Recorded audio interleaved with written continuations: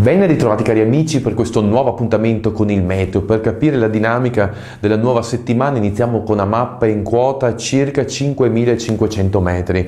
Questa mappa è incentrata alla volta di mercoledì. Potete notare con i colori verdi la discesa di una saccatura. In effetti le correnti in quota si disporranno da sud-ovest e questo sarà sintomatico di un possibile peggioramento appunto a metà della settimana. Per quanto riguarda il nord-est facciamo un flash che riguarda appunto il mercoledì. Dopo un lunedì di tempo bello, martedì con qualche nube in arrivo, alla volta di mercoledì ci saranno nuove precipitazioni, soprattutto nel corso del pomeriggio, che dispenseranno piogge e nevicate sulle zone montuose. In linea di massima possiamo dunque dire che appunto avremo una settimana del sapore ancora tardo autunnale, perché freddo non lo farà, le temperature non subiranno grossi cambiamenti. Come dicevo, mercoledì un nuovo peggioramento che però sembra abbastanza rapido. Con ora ho detto tutto, auguro a voi tutti una buona settimana. Se avete tempo e voglia ci vediamo nel prossimo appuntamento.